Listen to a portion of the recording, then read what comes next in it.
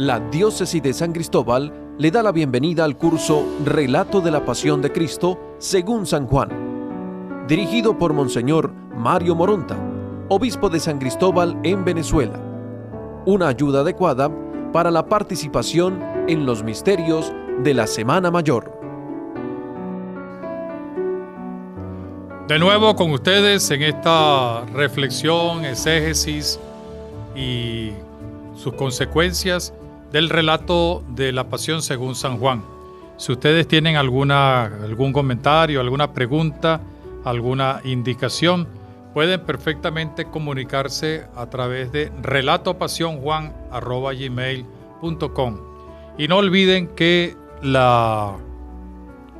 en la página web de la Diócesis de San Cristóbal, www.diocesisdesancristóbal.online, está colocado el subsidio que tenemos a nuestra disposición para ir siguiendo también el contenido de este curso. También al finalizar, allí mismo se pondrá la evaluación con la cual aquellos que deseen obtener algún certificado, pues es válido hacerlo. Allí puedan ustedes cumplir con el requisito de una sola evaluación, muy sencilla, es sencillamente para poder cumplir con un requisito y luego dar el certificado avalado por la Universidad Católica del Táchira, la Diócesis de San Cristóbal y el Instituto Universitario Santo Tomás de Aquino. Vamos a comenzar la tercera parte, que tiene una connotación temporal y a la vez espacial muy concreta. Es a partir de la hora sexta, prácticamente cerca del mediodía, alrededor del mediodía, del viernes, y en el lugar concreto del Gólgota o el Calvario. Y tiene varias partes. La primera parte o primer acto hace referencia a la crucifixión. En el capítulo 19, versículos 16 a 18, lo leemos a continuación. Tomaron pues a Jesús, y él, cargando con su cruz, salió hacia el lugar llamado Calvario, que en hebreo se llama Gólgota. Y allí lo crucificaron, y con él a otros dos, uno a cada lado, y Jesús en medio. Juan nos da otros detalles que sí ofrecen los sinópticos. De manera sucinta, pero directa y clara, nos dibuja el panorama de lo que sucedió después de terminar el proceso ante Pilatos, aunque en los versículos que siguen se hará referencia al tenor de la sentencia. Se presenta a Jesús con su cruz a cuesta, dirigido hacia el lugar del suplicio, el Calvario, Gólgota, una pequeña colina a las afueras de la ciudad, pero no muy lejos de donde había tenido el encuentro con Pilatos. Estaba levantada de tal manera que muchos podían ver desde dentro de la ciudad las cruces del suplicio. Decimos cruces porque, como en otras ocasiones, Jesús fue crucificado junto a dos malhechores. Otros malhechores también se fueron crucificados. Y Jesús estaba en medio de ellos, de los dos que fueron crucificados. Juan no se preocupa aquí de otros detalles relatados por los sinópticos. Su interés e intencionalidad es fijar la atención en Jesús como figura central del acontecimiento. La luz se hace sentir en Jesús, quien está en el medio. Es decir, todo se centra en Jesús, que está en el medio, no solamente de los dos crucificados, sino de toda la acción. Es una manera de relevar, de poner en relieve la idea de trono que encierra la cruz. Jesús se convierte en rey para todos los tiempos al ser presentado como rey, según lo veremos en el cartel que mandó a colocar Pilatos. Sigue un segundo momento, capítulo 19, versículos 19 al 22, y es la referencia al tenor de la condena. Dice lo siguiente, versículo 19 al 22. Pilato redactó también una inscripción y la puso sobre la cruz. Lo escrito era: Jesús el Nazareno, el Rey de los judíos. Esta inscripción la leyeron algunos judíos porque el lugar donde había sido crucificado Jesús estaba cerca de la ciudad y estaba escrita en hebreo, latín y griego. Los sumos sacerdotes de los judíos le dijeron a Pilato: no escribas el rey de los judíos, sino este ha dicho: yo soy el rey de los judíos. Pilato respondió: lo que he escrito, lo he escrito. Era costumbre romana y de la época colocar un letrero donde se explicara la causa de la muerte del ajusticiado. Debía ser un texto con escritura grande, de manera que la gente, sobre todo los pasantes y forasteros, supieran por qué había sido crucificado o asesinado la persona clavada en la cruz. En el caso de Jesús, por supuesto, encerraba el tenor de la condena. No era solamente la descripción, sino el tenor, es decir, la sentencia, el decreto. Jesús Nazareno, Rey de los judíos. Versículo 19. En el versículo 20, en consonancia con lo antes dicho, será la explicación de la reacción de las autoridades judías ante Pilatos. Esta inscripción la leyeron muchos judíos, porque el lugar donde había sido crucificado Jesús estaba cerca de la ciudad y estaba escrita en hebreo, latín y griego. Lo dice el versículo 20. La reacción de las autoridades no se hizo esperar. El mismo versículo 20. Los sumos sacerdotes de los judíos dijeron a Pilato: no escribas el rey de los judíos, sino este ha dicho: yo soy rey de los judíos. Versículo 21. La reacción va en la línea de lo que ellos manifestaron ante Pilatos, que Jesús no era el rey y por eso había que crucificarlo. Pero en la petición caen en una especie de contradicción, en su propio laberinto sin salida. Ellos mismos se entraron en su propia trampa cuando sugirieron que pusiera a Pilatos en el letrero: este ha dicho: yo soy rey de los judíos. Están repitiendo las palabras de Jesús: yo soy, ego eimi, Yahvé. Por lo que indirectamente hay una especie de reconocimiento de la autoproclamación del Señor como yo soy. Pilatos no hará caso y dejará todo como está. La frase de Juan, con su estilo propio, subraya con ironía: lo que he escrito, lo he escrito.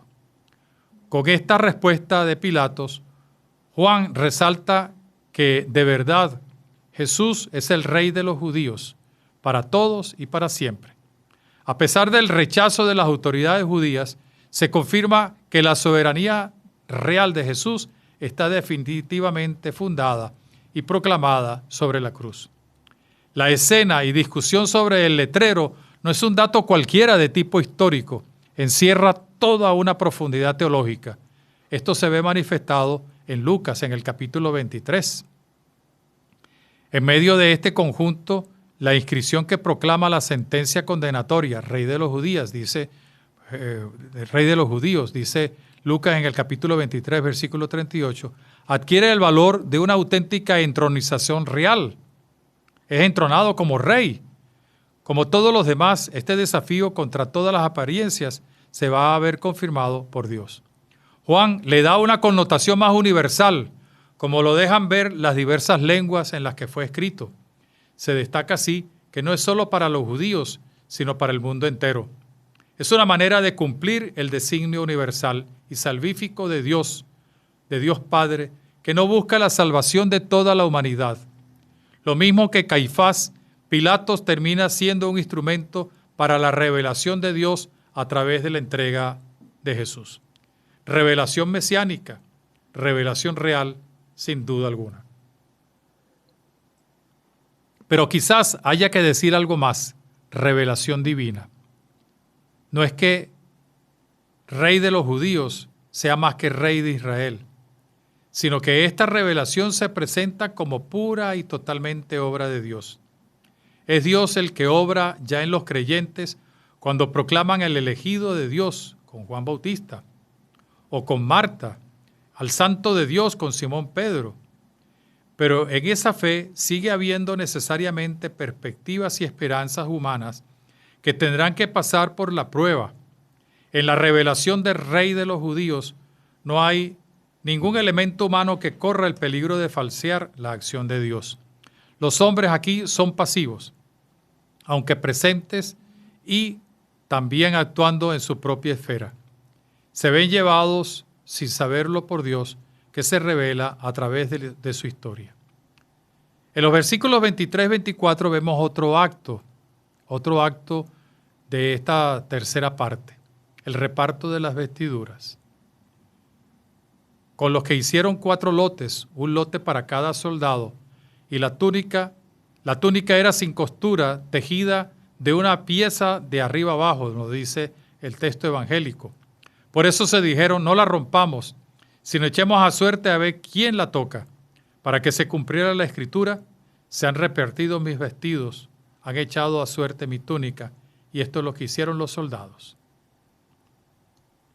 A lo largo del relato de Juan aparece que se están cumpliendo las escrituras.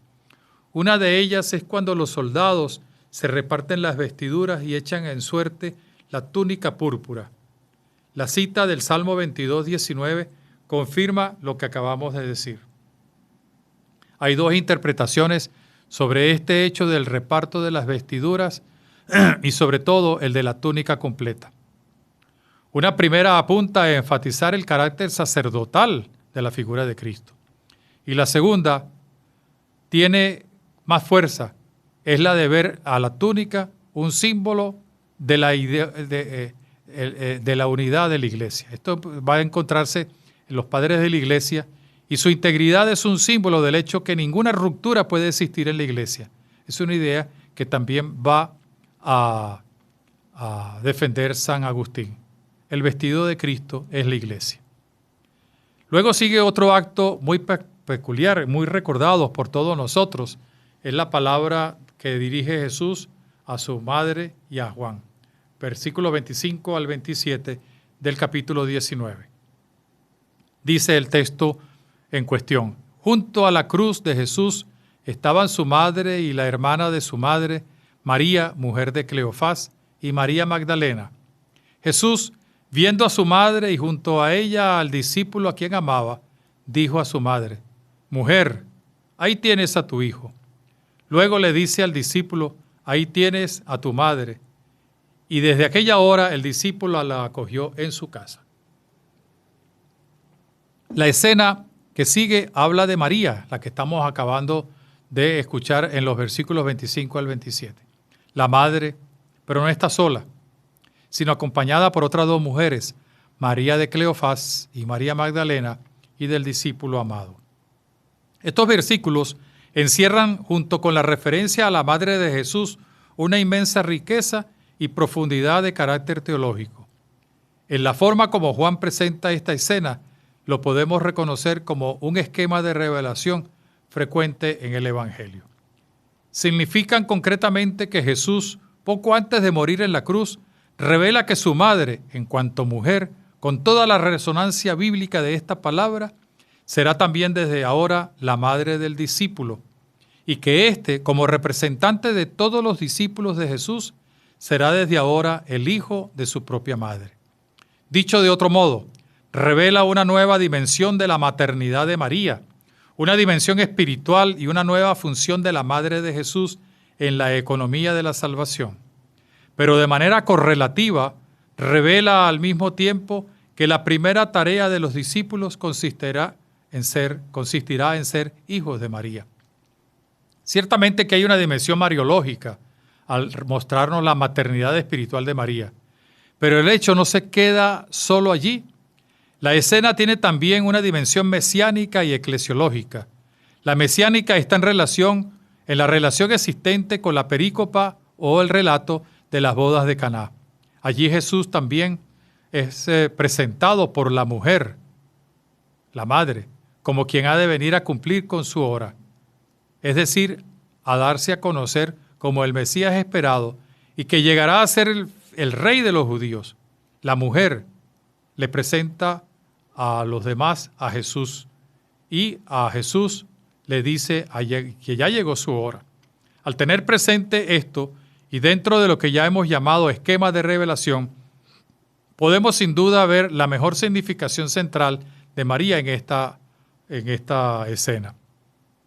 Con el término mujer, como lo empleaba Jesús en el episodio de las bodas de Caná, se destaca a María como la personificación y la imagen de la hija de Sión. Así se subraya la dimensión eclesiológica y mesiánica de la imagen de María. María es efectivamente incorporada a la misión mesiánica de su Hijo. Se encuentra allí representada como la madre de los discípulos de Jesús. Así se prolonga en ella la función de la hija de Sión en el Antiguo Testamento. Esta función tiene un carácter tanto individual como comunitario. Ella es la madre de Jesús y de sus discípulos, pero es también la consumatio synagogae, la ecclesiae sancte nova in coatio, es decir, la consumación de la sinagoga, la instauración de la iglesia nueva, el arquetipo de la iglesia. Las nuevas relaciones entre la mujer y el discípulo que se establece en la cruz en virtud de las palabras de Jesús son la manifestación del amor extremo de Jesús en el momento de su hora. Estas nuevas relaciones constituyen la verdadera base de la unidad de la iglesia, ya anunciada en la entrega o en el sorteo de la túnica roja sin romper ni dividirse. Así pues, María, madre y mujer, y el discípulo representan de manera conjunta a la iglesia. Juntos representan a la iglesia, aunque cada uno con sus propias características. En el discípulo se hallan presentes todos los creyentes discípulos, miembros de la iglesia. Ella, María, es tipo e imagen de la iglesia, madre de todos los creyentes. Desde esta perspectiva, podremos entender posteriormente la maternidad de la iglesia, que ha sido un tema de la reciente teología eclesiológica. De todo ello se desprende claramente que la doctrina mariana de Juan se integra en su eclesiología. Toda la escena de la cruz tiene en Juan un alcance principalmente eclesiológico, pero esto ha de afirmarse sobre todo de la parte central de esta escena, de las palabras de Jesús a su madre y a sus discípulos. ¿Quién era ese discípulo? Se le reconoce como el discípulo amado e inmediatamente se piensa en el mismo Juan Evangelista. Esto es cierto. Aunque no se le menciona posta por el nombre propio, probablemente por delicadeza del autor para no autonombrarse como tal. Sin embargo, el carácter de esta fórmula puede ser vista desde dos ángulos: la misma condición de discípulo y el amor de Jesús por sus discípulos.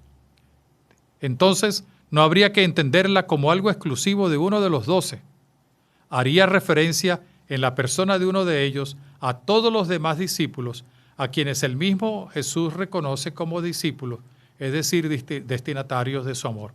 Esto se encuentra en los discursos de la Dios, capítulo 14 de San Juan, en la última cena, antes de los relatos de la pasión.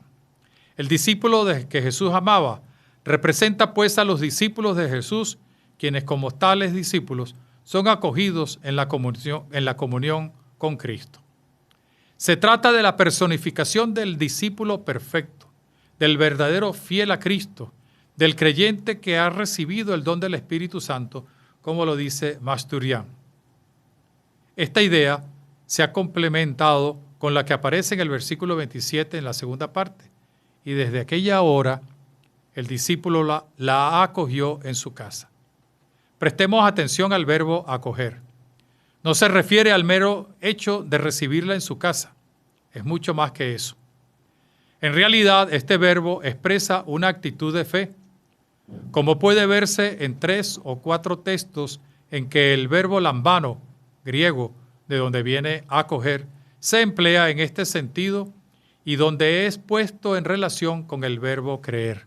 Concretamente, se refiere siempre a la persona de Jesús, que es acogida con fe o rechazada por la increencia de los hombres. La única ocasión en que este verbo no se refiere a la persona de Jesús es precisamente en la escena que tiene lugar al pie de la cruz, donde el verbo tiene como complemento la madre de Jesús. El discípulo acoge a la madre de la fe. Por tanto, hay una dimensión nueva, la de la comunión. Es como el testamento de Jesús para los discípulos. Esto nos lleva a distinguir las dos dimensiones, la de la maternidad espiritual y la de la figura o tipo de la iglesia por parte de María. La llevó a su casa, es decir, a la intimidad de su fe, de tal manera que desde ese momento la madre de Jesús se convierte en la madre del discípulo, es decir, de los discípulos, y se refuerza la idea de María madre, como la Iglesia también lo es. Finalmente, una palabra sobre las otras dos María, que se encuentran acompañando a la Madre del Redentor. Son personas del círculo más cercano, que no han abandonado a la Madre de su dolor. Una de ellas, María Magdalena, tendrá la gracia de ser testigo del resucitado la mañana de la Pascua. En esta tercera parte encontramos otro acto que está reflejado en los versículos 28 al 30 del capítulo 19. Son los últimos momentos de Jesús.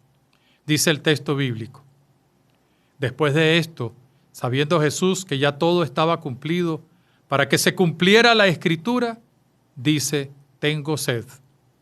Había allí una vasija llena de vinagre. Sujetaron a una rama de hisopo una esponja empapada en vinagre y se la acercaron a la boca. Cuando tomó Jesús el vinagre, dijo: todo está cumplido. E inclinando la cabeza, entregó el Espíritu. Los versículos 28 al 30 describen los últimos momentos del Señor en la cruz. Dos veces, o mejor dicho, tres veces, en repetición, pero en el fondo tres veces, nos encontramos la idea de cumplimiento. Para que se cumpliera, se cumplió, etc. En el versículo 28 se expresa que ya Jesús tiene la conciencia de que se ha cumplido todo. El autor sagrado apela nuevamente a la Escritura para reforzar esa idea y pone en los labios resecos del crucificado la expresión «tengo sed». Sin embargo, es necesario poner la atención sobre lo que en el fondo nos quiere transmitir el evangelista. Para que se cumpliera la Escritura, versículo 28, tiene que ver con lo anterior y no tanto con el deseo de calmar la sed. Lo que está previsto en las Escrituras es el cumplimiento de la misión. Incluso luego de exclamar «tengo sed» y de que el soldado le diera la pócima amarga, en el texto se vuelve a ver el cumplimiento. Cuando tomó Jesús el vinagre, es decir, después de todo eso, Jesús dijo: todo está cumplido. Versículo 30. Así concluye la pasión, con la certeza de las palabras del Redentor, que todo lo que ha dicho la Escritura y lo anunciado por el mismo Señor se ha cumplido. Para sellar lo que dicen las Escrituras, se da certificación con la expresión: e inclinando la cabeza, entregó el Espíritu. En otro de los relatos evangélicos, más que describirlo, se escuchan las palabras del mismo Redentor: en tus manos encomiendo mi espíritu. Es lo mismo que decir: todo está cumplido. Sigue otro acto, en los versículos 31 al 37, que es lo que sucede inmediatamente después de haber entregado su espíritu, de haber dado cumplimiento a las Escrituras. Todo está cumplido. Cumplimiento se cumple, valga la redundancia. Dice estos versículos del 31 al 37. Los judíos, como era el día de la preparación para que no se quedasen los cuerpos en la cruz el sábado, porque aquel sábado era muy solemne, rogaron a Pilato que les quebraran las piedras y las piernas y los retiraran. Fueron pues los soldados y quebraron las piernas del primero y del otro crucificado con él. Pero al llegar a Jesús, como lo vieron ya muerto, no le quebraron las piernas, sino que uno de los soldados le atravesó el costado con una lanza y al instante salió sangre y agua. El que lo vio lo atestigua y su testimonio es válido. Y él sabe que dice la verdad para que también ustedes crean. Y todo esto sucedió para que se cumpliera la Escritura: no se le quebrará hueso alguno. Y también otra Escritura dice: mirarán al que traspasaron. En atención a las tradiciones judías, le pidieron a Pilato que les rompieran las piernas a los crucificados para que apuraran su muerte y así los cuerpos podrían ser sepultados, para que no permanecieran durante el sábado, a la expectativa de todos, que en ese momento era de gran importancia al conmemorarse la Pascua. Y es probable que a lo mejor no murieran todavía, sino que lo bajaban de la cruz y ya morirían en el sitio donde tenían que estar. Lo hicieron menos con Jesús, quien ya había muerto.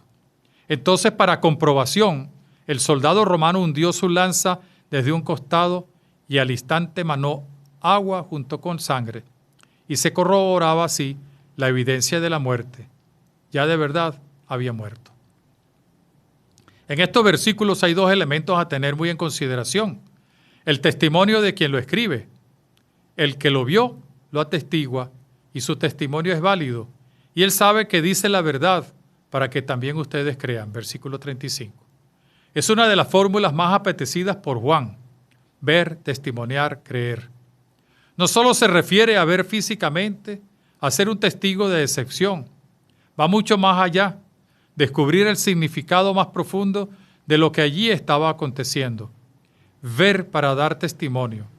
No consiste solo en transmitir lo que los ojos vieron, sino lo que la fe entendió. Esto hace comprender la expresión que sigue, para que también ustedes crean. La finalidad no es solo describir lo que allí sucedió, es motivar y fortalecer la fe de los creyentes y discípulos. Es comprobar que de nuevo se cumplen las Escrituras, pues ninguno de sus huesos fue quebrantado o fracturado. El otro elemento también con el cual se cumplen las Escrituras es la invitación a mirar, contemplar al que ha sido traspasado. Junto con el testimonio de Juan, podemos ver en esta citación la clave para poder entender lo que el relato nos quiere enseñar. Es contemplar al Señor en todo, en su todo está cumplido. Por tanto, en su humanidad, en su divinidad, en su misión. No es sino la invitación a ver en el costado abierto la realidad de la encarnación y la finalidad de la misma, ser traspasado para que emane el agua y la sangre como fuente de la iglesia. El testimonio del discípulo que vio para que otros crean nos invita a pensar en la actitud con la que hemos de contemplar, viendo, creyendo. Y el último momento, el último acto de esta tercera parte, la sepultura, los versículos 38 al 42 del capítulo 19.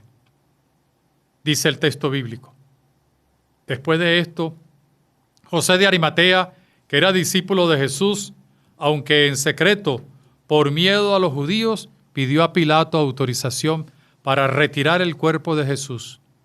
Pilato se lo concedió. Fueron pues y retiraron su cuerpo. Fue también Nicodemo, aquel que anteriormente había ido a verle de noche, con una mezcla de mirra y áloe de unas 100 libras.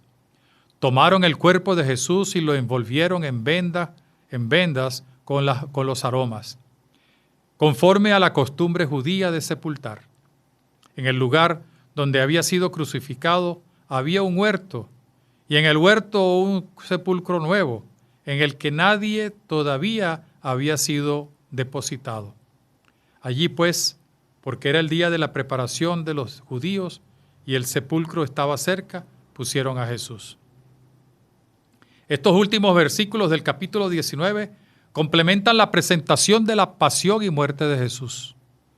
Pareciera que se trata de un trámite por iniciativa de uno de sus seguidores ocultos, José de Arimatea, quien fue ayudado después por Nicodemo. La escena habla de la delicadeza con la que fue tratado el cuerpo sin vida de Jesús. Se hace mención de la mezcla de mirra y áloe para ungir el cuerpo que estaban allí, el cuerpo del Señor. Y esta mención hace referencia a unas exequias reales. Así se le daba un clima de esplendor a lo que se estaba dando. Al considerar que era una especie de sepultura real, se da reconocimiento de su victoria. Juan alarga hasta la sepultura el tema de la realeza de Cristo Rey de parte de Jesús su Maestro. Puede suscitar esta mención la idea de que se considerara luego que lo sepultaran según las costumbres judías, El lugar era cercano al Gólgota y el sepulcro era nuevo. Había que hacerlo con cierta premura, ya que estaba cerca del día de la Pascua, pero con un sentido de un entierro, de una exequia de un rey. El relato de la pasión y muerte de Jesús comienza en un huerto y termina en un huerto. Termina como un rey y en un huerto donde es apresado como rey. Aquel era el huerto de siempre, donde Jesús se reunía con frecuencia con sus discípulos. Este es donde está el sepulcro nuevo, sin usar, y de donde la mañana del domingo explotará la vida del resucitado, como lo veremos en la próxima sesión. Seguimos pues nuestro camino en esta profundización del relato de la pasión de Jesús según San Juan. A todos ustedes nuestro cariñoso saludo y nos encontramos en la próxima sesión donde, habiendo terminado ya el relato propiamente llamado de la pasión, veremos las primeras apariciones en el capítulo 20 de San Juan. Que Dios nos acompañe, nos bendiga y nos dé su gracia. Hasta la próxima sesión. Curso Relato de la Pasión de Cristo según San Juan, avalado por la Universidad Católica del Táchira y el Instituto Universitario Eclesiástico Santo Tomás de Aquino. Todos los subsidios disponibles en la web diócesidesancristóbal.online.